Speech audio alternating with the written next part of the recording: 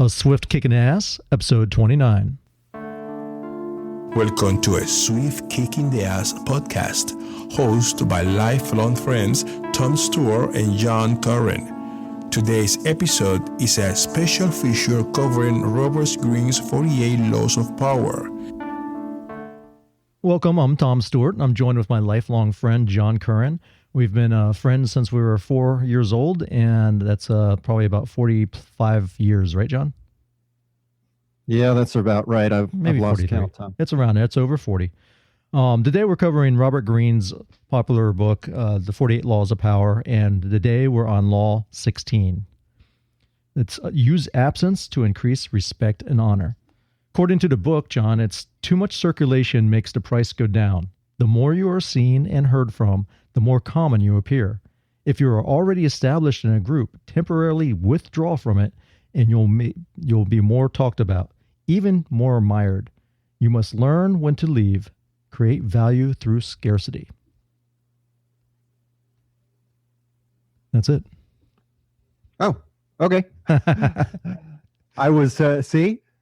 It's short and sweet, man. The point here. Short and sweet. See, my absence was missed. I mean, it was noticed. So that hesitation was done on purpose.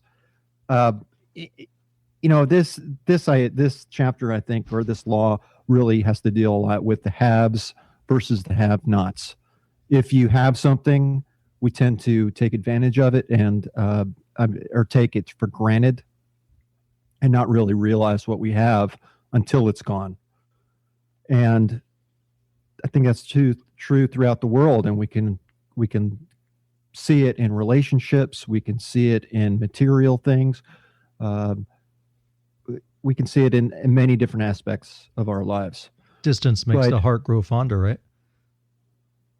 Yeah, that's absolutely right. And I believe somewhere in that chapter it says that love never dies from starvation.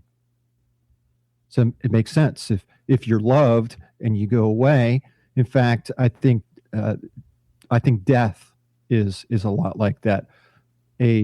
Once a person dies, your perception of them changes over time. In fact, I know that with my dad, who died several years ago, I tend to remember all the good about him and all the good things, and forget about the bad. But in the back of my mind, I know that my dad was very difficult to deal with sometimes, and not everyone liked my dad. I loved him, but he could be a real son of a bitch sometimes. And I love my dad, but I also, understand that it's one-sided. I'm going to love him no matter what he is, and I miss him now that he's gone. But it's funny because you mentioned your dad. My mom last night was saying that she misses my father, who passed away, 2003. She misses him now more than ever because she used to watch my son Hunter as he was growing up, and now he's like 12, so he's old enough, kind of like he's self-sufficient. So he doesn't need grandma around as much. And she gets lonelier, and she's like, I really, really miss him. Just want someone to talk to. But it's true. It's, never forget the people that you loved. Yeah. And I think that's key element to this law is that you need to be loved or honored and respected before you try to withdraw yourself. Because if you're absent and no one knew that you were there in the beginning, in the first place, you're not going to be missed. The law will not apply. But when you are loved, when you are respected, when you're honored, this really comes into play. Now, as I was reading rereading this chapter, the chapter talks a lot about the Middle Ages, and there's a great story about knights in the Middle Ages and how they were dealing with their ladies. But I didn't live in the Middle Ages, and I don't necessarily relate to that. But I have to share that as I was reading, I kept on thinking about that heavy, or it's not heavy metal, I guess it's glam rock or hair bands back from the 80s. Cinderella, they had a song called don't know what you got till it's gone. And that just kept on, that just kept on playing in through my head as I'm reading about these knights who really messed up with his lady just because he wanted to feel the joy of reconciliation. So he screwed things up with his woman, and and it didn't play out like he thought it would. I mean, he really made himself suffer because of his desire to learn about this. And tying that into the Cinderella song, it says, the song starts out saying, I can't tell you, baby, what went wrong. And, he can't make you feel what you felt so long ago. So basically he's talking about, things are really bad right now. They weren't always that way. And I want to get back there to how we felt, but I just don't know how, because I don't know where I messed up. And, that love is gone, and he didn't know what he had when he had it. He took her for granted, and here he is left alone. Now, if we look back, did these knights pick that up out of Nice Guys Don't Get Laid? Do you remember that book? It was popular in the 90s. It was featured on Oprah, of all things. It was this guy that wrote a book, basically, how the bad boy, wins girls, and the nice guy always gets treated as the welcome mat. It was kind of like illustrated with cartoons, and it was tongue in cheek, but it rang very true. Yeah, and I think that applies to this law, but I think it also applies to other laws throughout this book. True. And we need to keep that in mind about this. The laws of power are about power, and what is power? It's about getting people to really do your bidding. I guess that that's as simply as put. It's about control and about controlling your own life. I was thinking about that night and how he messed things up with his lady, and how he wanted, he did it solely for learning the joy of reconciliation. And I'm thinking all the time, well, maybe he wanted to know about makeup sex, because makeup sex is pretty darn good. Yeah, that was passing through my mind when you were talking about that story. But in the end, he was a jerk to the woman he loved, and he messed up, and he brought all the suffering upon himself. But and now as I'm listening to the radio, I hear this theme a time and time and time again. I mean, this has been, this is relevant now, and it's relevant, hundreds and hundreds of years ago. In fact, I've been just dying to share one of the little parables that are contained in the chapter. I just can't hesitate to say it. It's an ancient Chinese parable, and it's called "The Virtues of the Cock." And it's not what this is a rooster. Let's just make sure we're straight. I thought we were talking about Ice-T's Evil Dick song that he used to have. Well, hey, you probably know a little bit more about that song than I do. But yeah, we could certainly talk about that. But back in ancient China,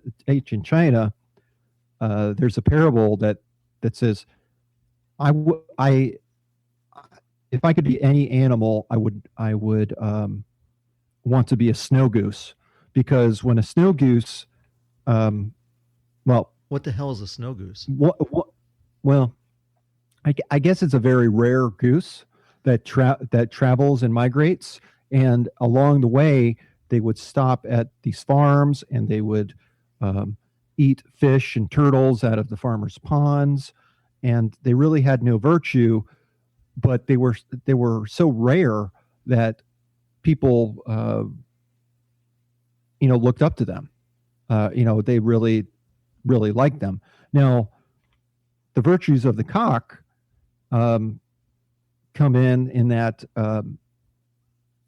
the rooster has a crest, and that was a symbol of civility. In fact, I think we've seen that in flags in the Middle Ages, whereas there's a rooster. Roosters are seen as being very virtuous.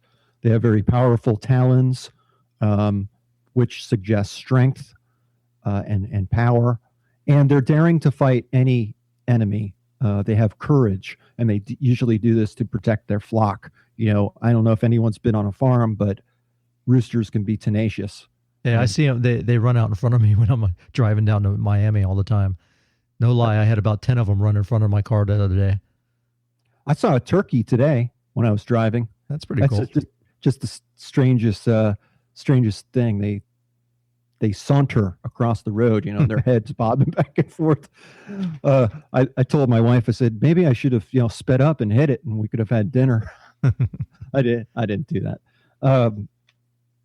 But going back to our talk about the cock, they're seen as being benevolent.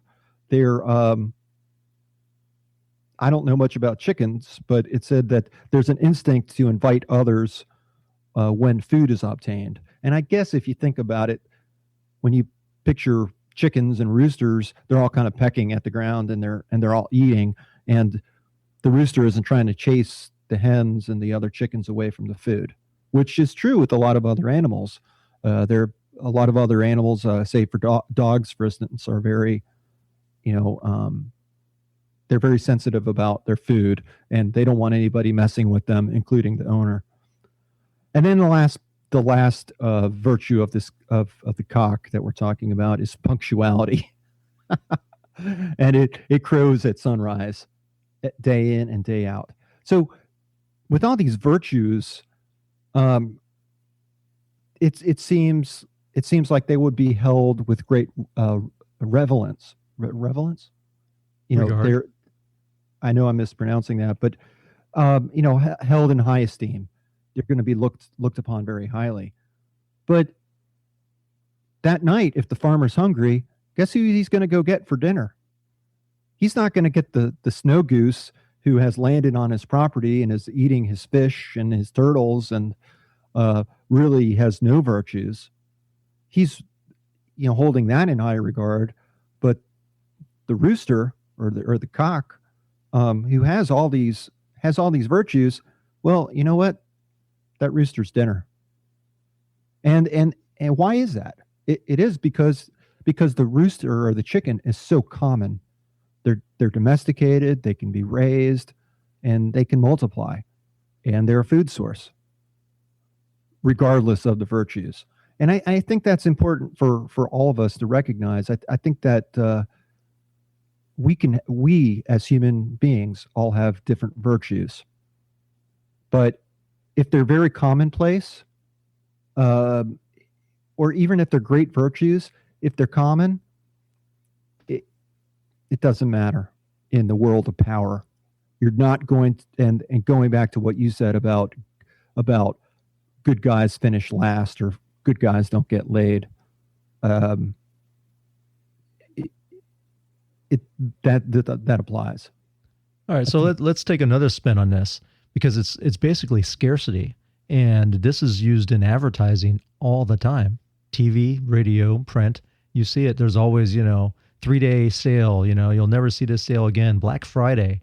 It's real popular in internet marketing, where if you click on a page, how they'll say early bird special available for the next 4 hours. If you don't click it now, the price is going to double, and raise with every other purchase. So it might raise $1 or a dime or whatever kind of sale they have on. And that's true. And they triggered it. You even see the countdown, and your blood pressure kind of jumps for a second. You're like, oh, I got to buy it. And you're like, I don't even want this thing. Why do I have to buy it? But it's something instinctive, and they know it's a psychological trigger. Well, if you go to buy a new car, same thing applies. Mm-hmm. That salesman's going to come out and say, hey, I've got the deal for you, but as soon as you walk off this lot, that deal is gone. I'm not going to give you time to think about it. It's here. It's now. Decide to pull the trigger, and that's it. And when people try that tactic with me, I generally just say, okay, good. I'm walking away. And I think that's what we all need to walk away from this episode with, is that we need to be aware of this tactic, and you need to be prepared to be able to walk away from just about anything. And that is, in the long run, going to increase your power and your respect when you're willing to walk away. Recently, Tommy, on the phone, we were talking about army men. There was a full page ad often in the back of the comics, and they talked about, and I just actually saw this because I was looking through some old comics. 100 army men for $1.75. Yep, I remember it. And I remember ordering that, and I was so excited. I was like, I can't wait for my army men to get here. And when I got them, they were like thinner than a dime. They were the model plastic, same kind that you got in models where you had to break the little pieces off the frame. You know what I'm talking about? Oh yeah. Yeah, that's because I got the Roman collection on that, and I thought, that comes with catapults. Even the ball was it wasn't a true ball. It was a half a spear, and you had to put it together, and it barely even, every time you shot it, it broke apart. And I was like, this sucks. Yeah, what a piece of crap. Yeah. And I bring this up because this is not only about absence in the terms of a physical presence. This is also applies to an absence of knowing or an ignorance. Here we are, we're sold on this ad, and the ad is just glorious. It shows this war scene and people get knifed and, blood spurting everywhere. When you're a kid, that's just seems glorious. I know different now, and I hate war. But as a kid, and you're going to buy 100 army men for $1.75, or maybe it was $1.50 even, it just seemed great. But when you get it and you actually find out what it is, it ain't so great.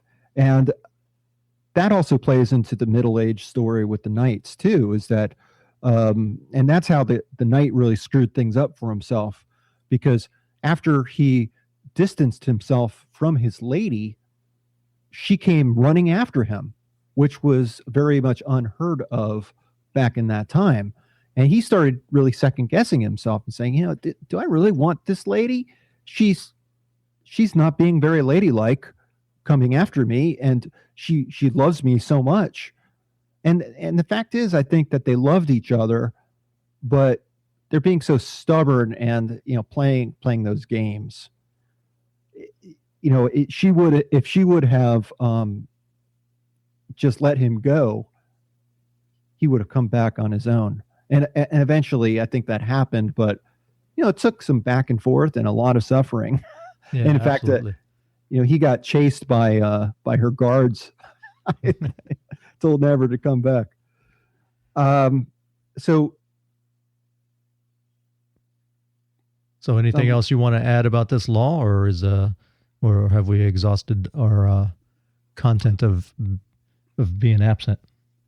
Well, there's one more thing I think we've covered just about everything. What about Marlon Brando? Remember how Marlon Brando kind of like disappeared, and all of a sudden he was like the sought after movie star because he was so reclusive, and he and he wouldn't come and besides gaining 500 pounds or whatever he was. But you know what I'm saying? It's yeah. Well, I think other actors have done that too. In modern day, Joaquin Phoenix did that. He at the height of his career, he said, I'm retiring. No, but he has a new movie out. Yeah. Yeah. And it's funny because you hadn't seen him in so long, and then now he looks like an older, like a middle-aged guy, and I was like, oh my God, it's like, I'm well, he is. Yeah, I know, but it's he hasn't aged as well, I guess. I don't know, but no, he just it's just startling because you're right. He just kind of like dropped off the scene, and now he's back, and Well, and it probably raises their price point too, what they can charge for a movie. Right. I was just going to say, is that necessarily a bad thing? He made himself scarce, and people wanted him back, and he probably got more money out of it. It's better to draw people and power towards you than to repel them. And in the case, if you're overbearing, if you're oversaturated, I mean, look at any of these so-called stars that are in the news day in and day out. Kim Kardashian or whoever, Bruce Jenner or Kylie Jenner or whatever name she's going by. So many of these people are in the news day in and day out. You get tired of hearing about it. Hey, you can never have enough honey, boo boo. Who says? I know enough about that show to know. Yes, you can. And for me, it's limited to a commercial. I think she's gone. Now too. So in the end, don't become a habit. People will respect you less and less. We could talk about relationships. We could talk about material things. I was thinking, when I read, don't become a habit, I was thinking, gosh, people who smoke, when they first start smoking, they seem so classy and debonair. At least back when we were growing up, people looked upon smoking a lot differently. It was cool. Look at James Dean. He always has a cigarette in his mouth. Right. All those old movies, if you look at them, the women are smoking, the men are smoking, the kids are smoking. It's like, it was a status symbol. Do you remember when we were kids, we had those little smoking monkeys and smoking dogs? Yes. And that was sold to kids, and the bubblegum cigarettes where we would blow through them, and a little puff of powdered sugar would come out, and you'd think, yeah, I'm smoking, I'm cool. Yeah. And that seems so cool. But as that becomes more and more of a habit, people lose, respect. I mean, even for themselves. I'm an ex-smoker. I used to smoke a very long time ago, and I know that it becomes a habit. It wears on you, and you think, "What the hell am I doing?" And you lose respect for it. You don't want it anymore. Same. Look back on long-term relationships that you've had. I mean, I've been married a long time, just as you have too, Tom, and think back about when you first started dating your wife, and that spark was in the air, and there was that chemistry and that heat, and you just couldn't wait to be with them. Do you have that same feeling now? Don't answer. I don't want to get you in trouble. I know I'm not answering it, but you could say the relationship matures into something more and different. Absolutely. That was one good thing when I was in the Air Force. I would go away for 8 days at a time, then come back, and then I'd go away. So it I was gone for a little while. So that did help a little bit because it kept it kind of fresh, because it was like, oh yeah, Tom's coming back home from alert, and but yeah, I know what you're saying. Maybe I need to go on a vacation and make yourself distant.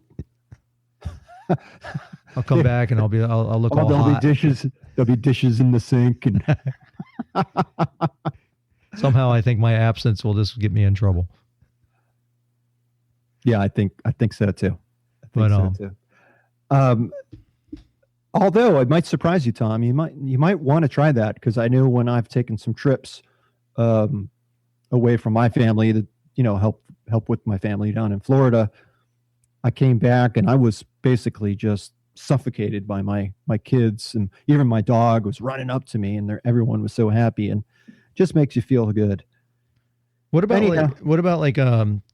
we were kids and they had toys? At least I've always liked Spider-Man and stuff, but whenever they came out with Spider-Man characters, they always made like 10 different Spider-Man characters and like one villain. And I was always like disappointed. And then the villain would be scarce. He would be hard to find. And you'd look all over the place trying to find a villain for Spider-Man, because you had like these 10 different, construction worker Spider-Man and scuba diving Spider-Man and what have you, but no villain.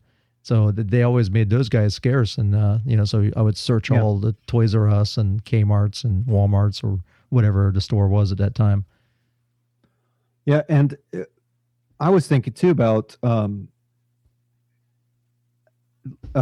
love rock music, and Led Zeppelin to me is one of the best super rock bands that there ever was. But if you look back at their history, part of their allure is that they were mysterious. They really did not grant interviews. No one really knew about them on a personal level. They spoke through their music, and everyone loved their music, but they really didn't know much about the band members because they stayed out of the news. They kept their family out of the news. And that we all know that there are many different stories about that band and about all the hedonism and living the rock star lifestyle. And these stories have grown over time. And who knows what's true and what's not, but they have for sure taken on a life of their own. And a lot of that is because of the absence of real facts. Absolutely. I think we should become absent now because, I think we've beaten this law. Yep. Let's get scarce. All right. Thanks for listening. This is Tom. This is John. See ya. Thank you for listening to A Swift Kick in the Ass podcast. We hope you enjoyed today's content, and we ask you to please leave us a review in iTunes. Also, head over to aswiftkickintheass.com to get a free copy of the Simple Spending Tool.